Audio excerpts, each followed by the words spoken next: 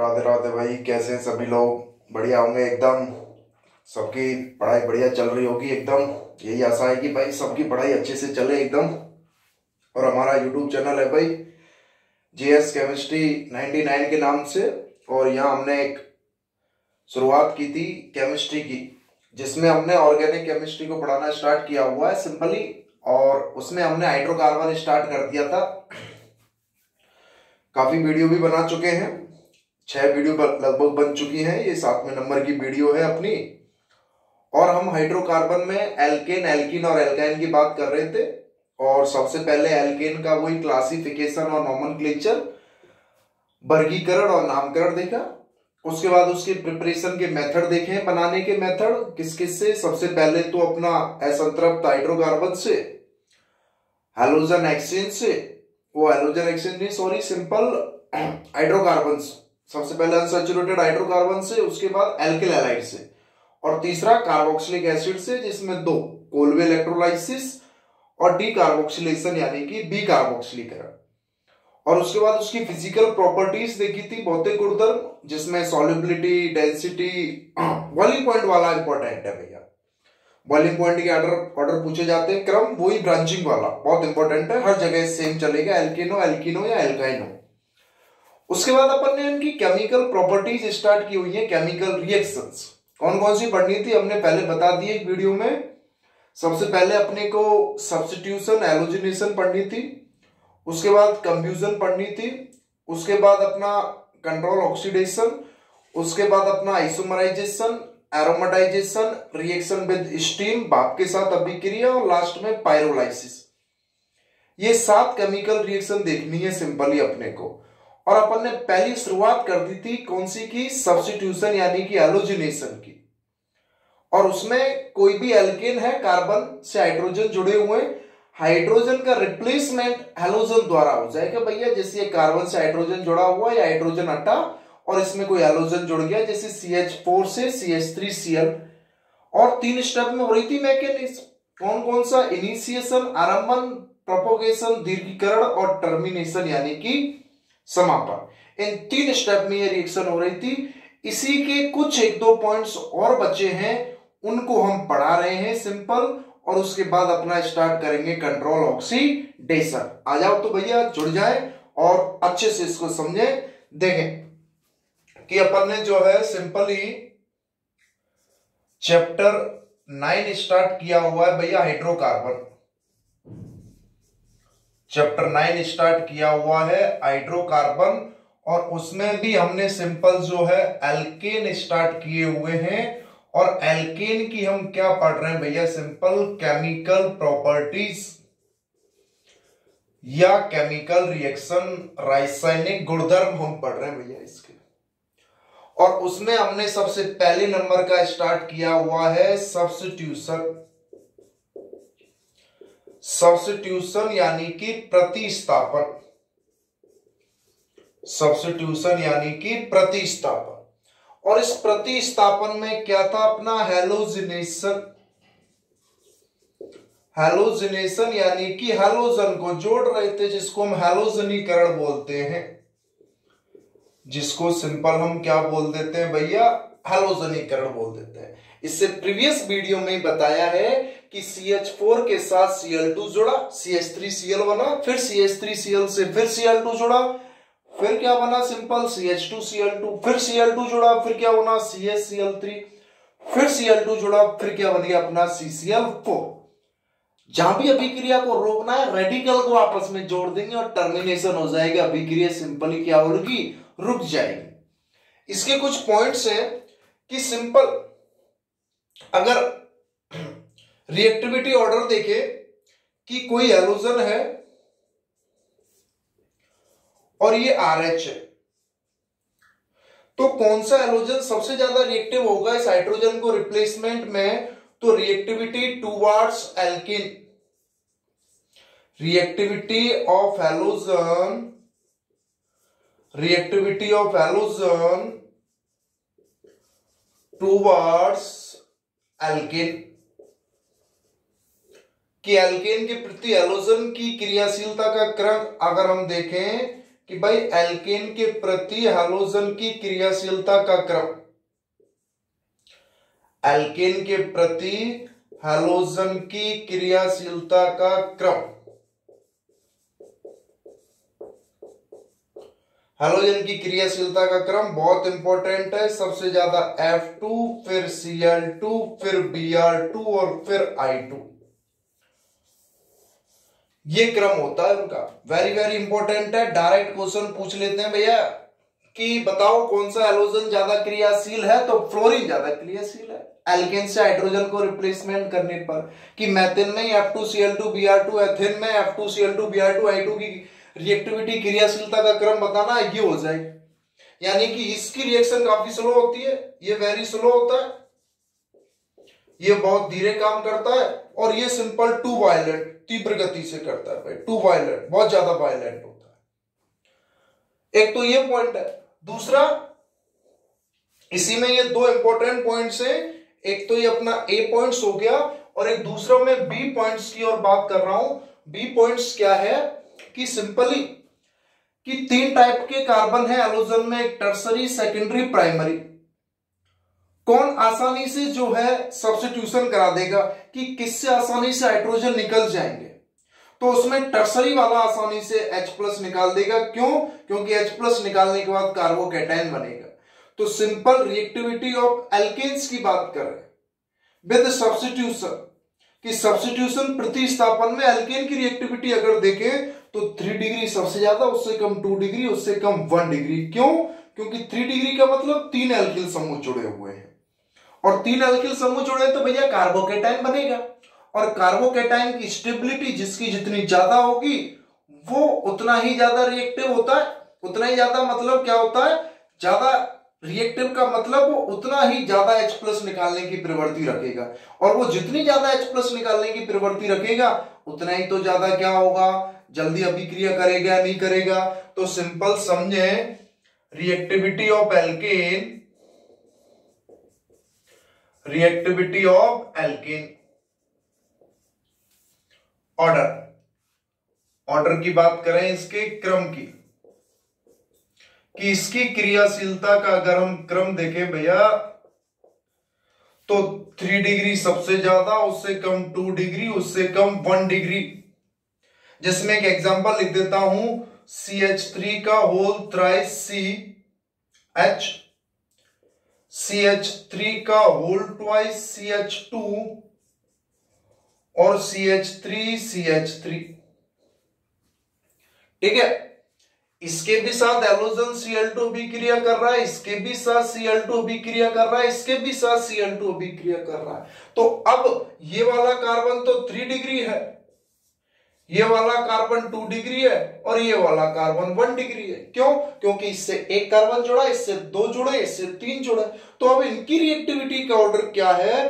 3 degree, 2 degree, 1 degree. Product तो सब में हाइड्रोजन हटेगा और Cl जुड़ेगा, प्रोडक्ट तो सब में हाइड्रोजन हटेगा, Cl जुड़ेगा, लेकिन रिएक्टिविटी का ऑर्डर क्या है? 3 डिग्री, 2 डिग्री, 1 डिग्री। ऐसा क्यों हो रहा है?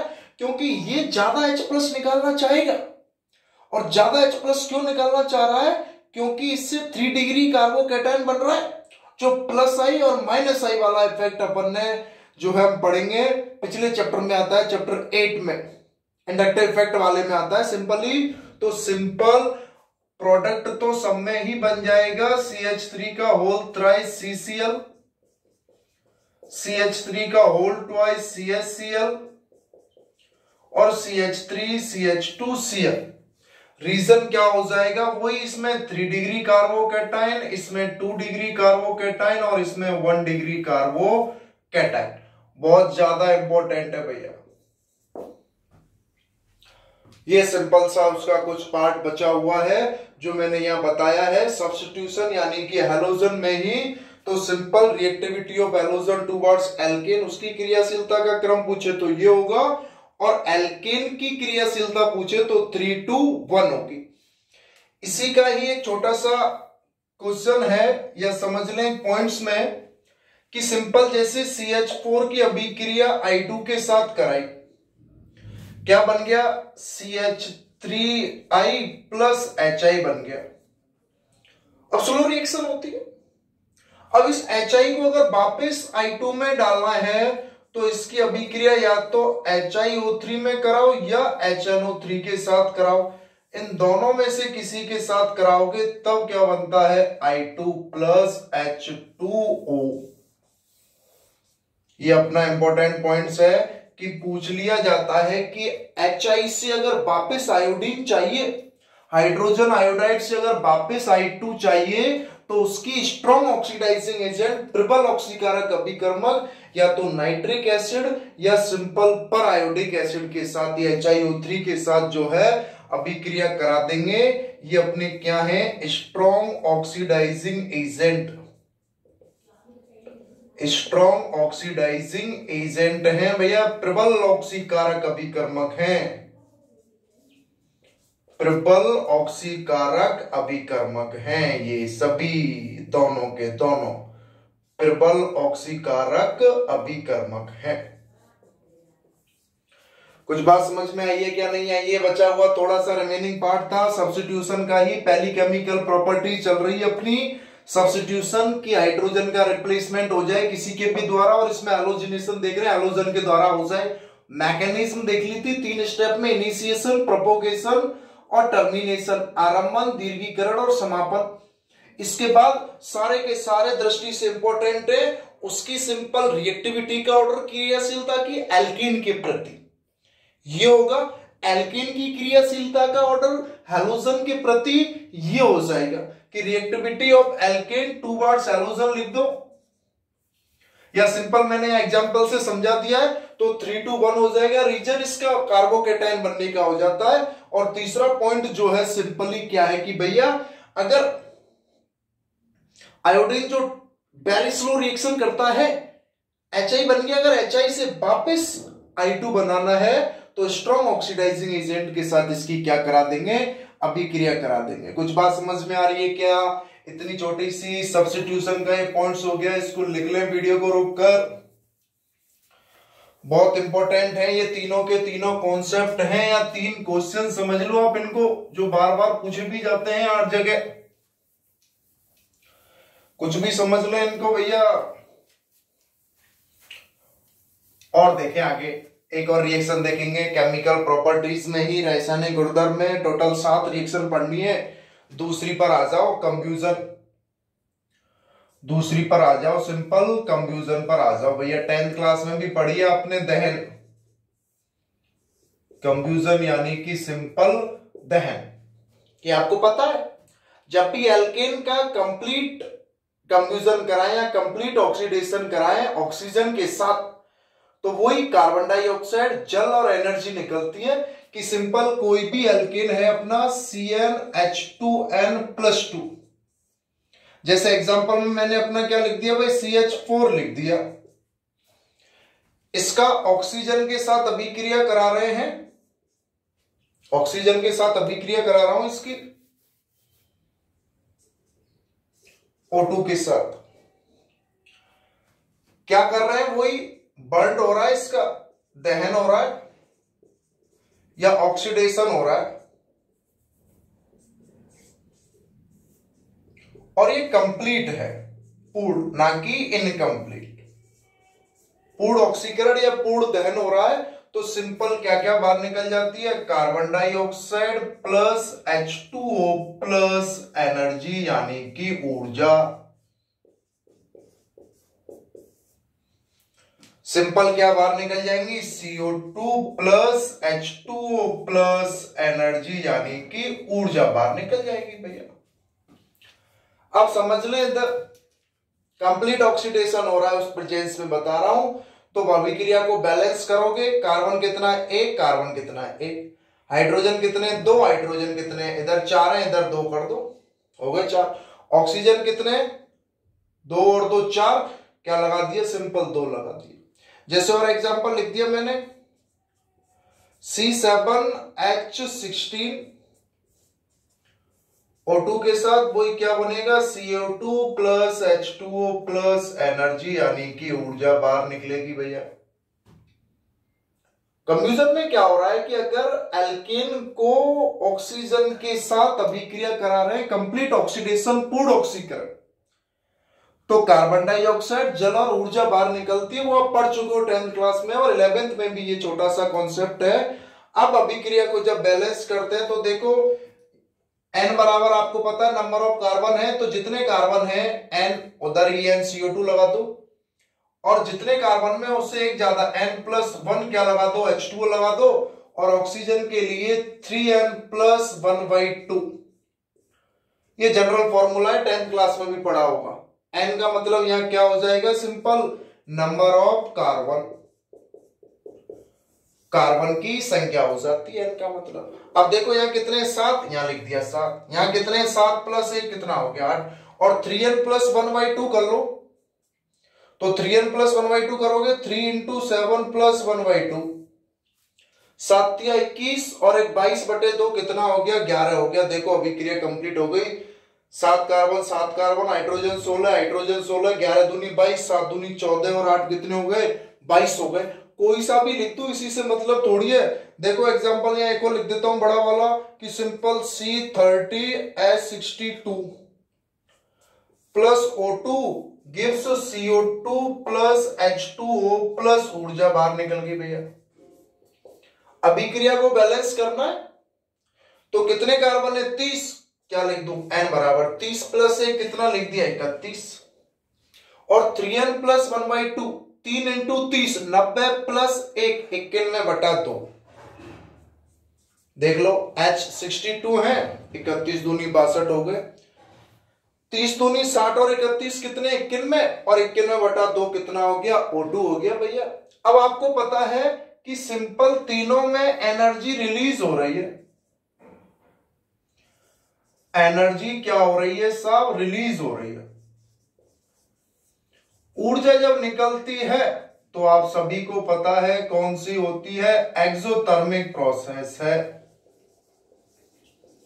क्या है, एक्सोथर्मिक प्रोसेस होता है, ऊष्माक्षेपी अभिक्रिया है, ऊष्माक्षेपी अभिक्रिया है। और कैसे लिखते हैं इसकी एंथैल्पी को, ΔCH नेगेटिव। ΔCH का मतलब क्या है, एंथैल्पी चेंज फॉर कंब्यूजन रिएक्शन, और एक्सोथर्मिक है तो प्रत्येक के लिए सिंपल क्या होगी वैल्यू, नेगेटिव में होगी। याद नहीं रखनी है कितनी होती है, बस ये पता होना चाहिए नेगेटिव वैल्यू है। और इसका मतलब क्या है, ΔCH नेगेटिव थर्मोडायनेमिक्स में पढ़ते हैं डिटेल से कि simple standard enthalpy for combustion. ΔCH का मतलब क्या हो गया, standard enthalpy for combustion, standard enthalpy for combustion. दहन की मानक एंथैल्पी, दहन की मानक एंथैल्पी।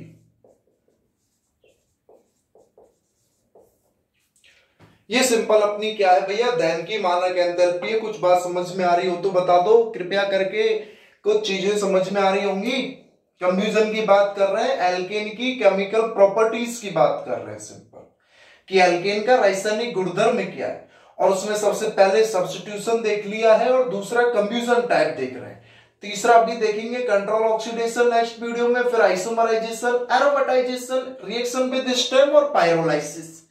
अरे सर ऐसे थोड़ी होता भैया, ऐसे ही होता है, बार बार रिएक्शंस को पढ़ना है, अपने को पता होना चाहिए कि एल्केन इसके साथ अभिक्रिया करके ये बना रहा है, एल्कीन इसके साथ अभिक्रिया करके ये बना रहा, और एल्काइन इसके साथ अभिक्रिया करके ये बना रहा। और रिएक्शंस को तो जितनी ज्यादा बार पढ़ो उतना कम है, पढ़ते रहना है, मजा आएगा। अपना माने इन रिएक्शंस को, केमिस्ट्री है ही भाई अपनी, कहीं दूसरे की है समझो। और अपनी चीजें को तो संभाल कर रखना पड़ता है, उनको बार बार देखना भी पड़ता है, कहीं हाथ से नहीं निकल जाए, समझना बात को। तो ये हो गया है कंफ्यूजन दहन, और ये सिंपल इसका कंप्लीट ऑक्सीडेशन, कंप्लीट की प्रेजेंस में तो ये हो रहा है। अगर इनकम्प्लीट हो, इनकम्प्लीट अगर हो, अपूर्ण अगर हो भैया, इनकम्प्लीट अगर है तो कार्बन ब्लैक निकलता है, जैसे CH4 + O2, इसका इनकम्प्लीट ऑक्सीडेशन हो रहा है। अपूर्ण वाला अगर हो तो कार्बन सॉलिड बाहर निकलता है, ब्लैक कार्बन। क्या बाहर निकलता है, ब्लैक कार्बन बाहर निकलता है। और इसका यूज जो है, इंक या सिंपल प्रिंटर इंक में किया जाता है। इसका उपयोग जो है वो इंक या सिंपल किसमें किया जाता है, प्रिंटर वाली जो इंक होती है उसको बनाने में जो है ब्लैक कार्बन का यूज किया जाता है। काला कार्बन कब बन रहा है, जब उसका इनकम्प्लीट ऑक्सीडेशन होगा, अपूर्ण दहन होगा, तो कम ऊर्जा भी निकलेगी। भैया कुछ बात समझ में आ रही हो तो बताए प्रिय साथियों, कैसी लग रही है कि सिंपल अभी तक हमने देख लिया है एल्केन की दो रासायनिक गुणधर्म कौन कौन से, एक अपना हो गया सब्स्टिट्यूशन और एक अपना हो गया कंफ्यूजन। तो इस तरीके से भैया हम पढ़ा रहे हैं इसको और आप लोग देखते जाएं, बढ़िया लग रहा हो तो बताते भी जाएं। एनसीईआरटी बेस चलेगा, मैं एक एक एनसीईआरटी के क्वेश्चंस को भी पढ़ाऊंगा, चैप्टर कंप्लीट होते ही कुछ क्वेश्चन उसके साथ भी चलेंगे। एनसीईआरटी का अपन एक भी पॉइंट्स नहीं छोड़ेंगे और उस एनसीईआरटी में सब कुछ आ जाता है, बोर्ड हो, नीट हो, जेई हो, कुछ भी हो, किसी भी बच्चे से आप पूछ ले, बिना एनसीईआरटी के कुछ नहीं है अपना। पहले एनसीईआरटी क्लियर हो जाए, धीरे धीरे चीजें क्लियर होने लग जाएंगी। ये इतनी सी बात समझ में आ रही हो तो वीडियो को लाइक करें, सब्सक्राइब करें, आगे अपने बच्चों को बताएं भी, साथियों को भी बताएं। हम लाइव भी आना स्टार्ट करेंगे धीरे धीरे। सिंपल जब बच्चे जुड़ते जाएंगे अपने से तो भैया वीडियो को अपन जो है इस तरीके से इसको बताएं और पसंद आ रही हो तो आगे इसको पहुंचाएं। बहुत बहुत धन्यवाद, thank you thank you thank you so much. आपने मुझे इतनी देर सुना भाई, नहीं आजकल सुनता नहीं है कोई किसी को, तो इतना समय देने के लिए बहुत बहुत धन्यवाद। इसको आप नोट डाउन कर लेंगे और आगे हम इसको कंटिन्यू करेंगे नेक्स्ट वीडियो में। All the best.